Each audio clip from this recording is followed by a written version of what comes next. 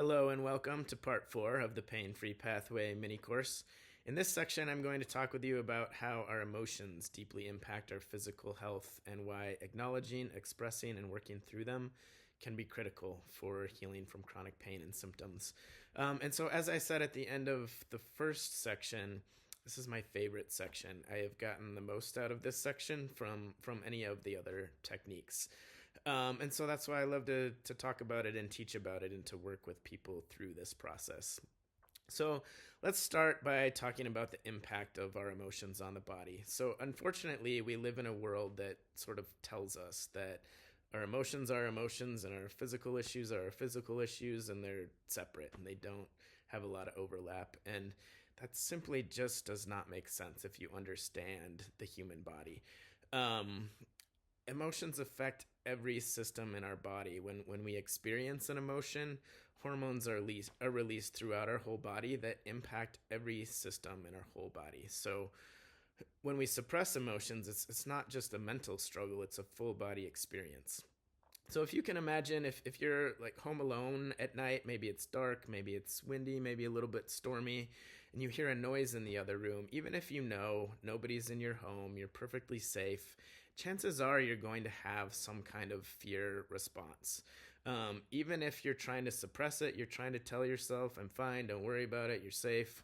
There's a very good chance that your heart rate will increase and that your body will release adrenaline and cortisol. And when this happens, it has an impact on your whole body.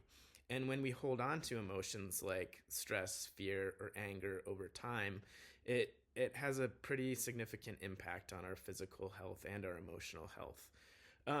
So let's talk about why we have emotions and how they help us. So emotions are basically a survival response. Feelings like fear or anger trigger a fight, flight, freeze, or fawn response to protect us in danger. They also let us know when we need to set boundaries. They guide us in making decisions. Our emotions help us make connections for safety and belonging.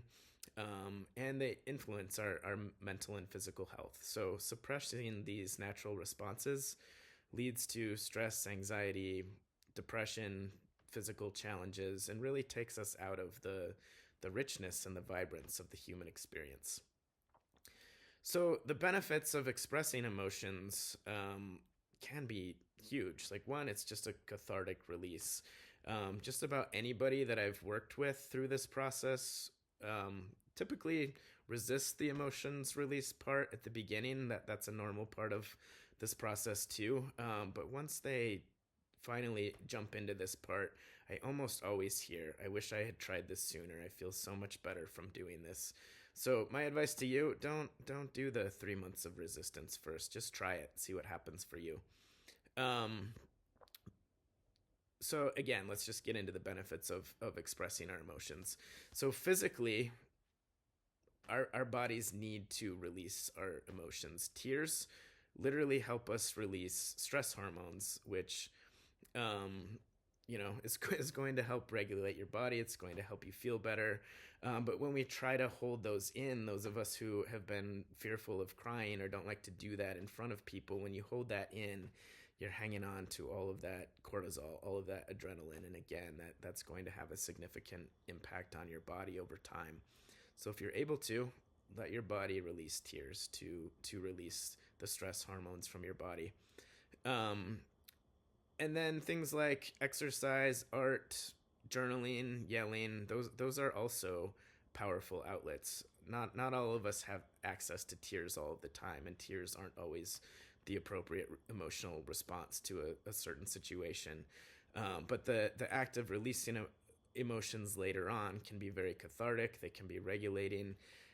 They also can it can also bring clarity and understanding to whatever issue you're facing.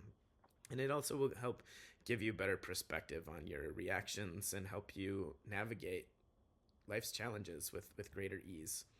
And on the flip side, when we repress or ignore our emotions, stress and health issues follow. So chronic suppression, again, can lead to things like tension headaches, muscle pain, digestive issues, and much, much more.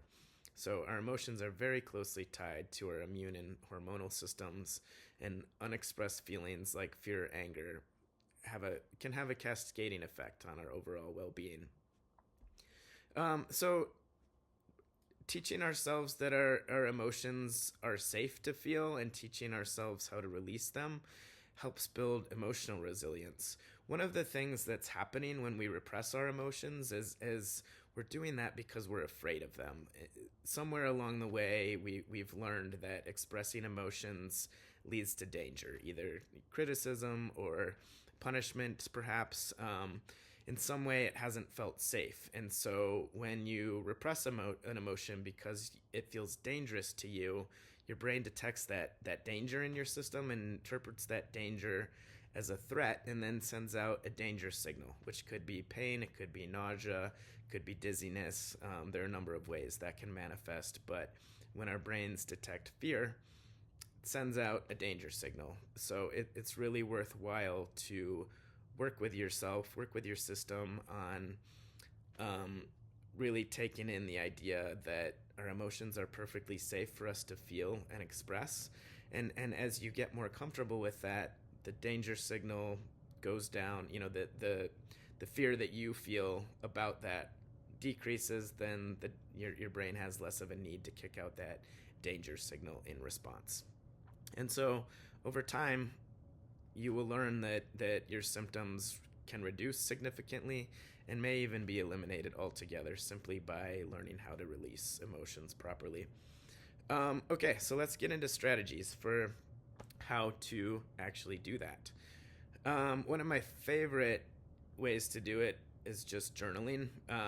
It's very easy and accessible, something that almost anybody can do.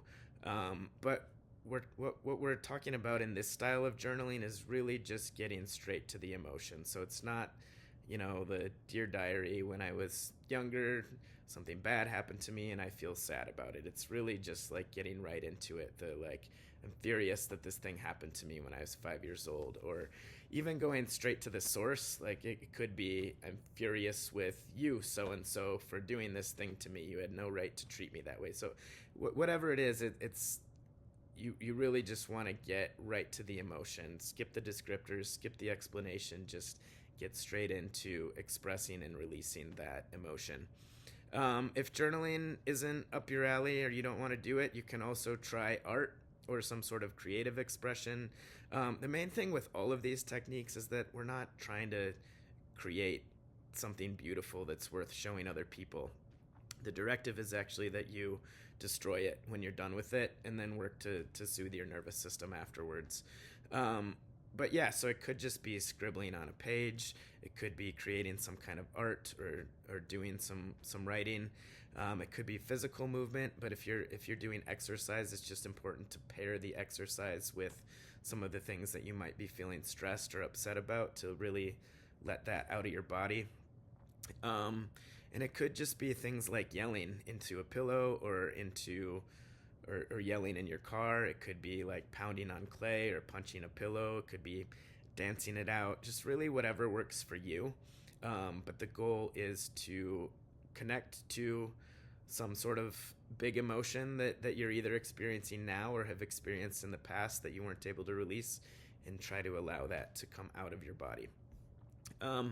And if you're interested in more information about that, we go in much more detail in in our long course. And we also have a lot of exercises and journaling prompts. And we have an ebook that's going to be available soon that has all of those exercises spelled out there as well. So you could either check out our long course or check out our ebook for some prompts and ways to approach this work.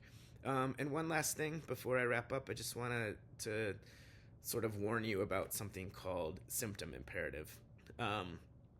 Symptom imperative is something that might happen as you start to address repressed emotions. You might notice that old symptoms intensify or reemerge, or new ones arise temporarily. This is often a sign that your body is just resisting the change, but it's also a sign that you're on the right path.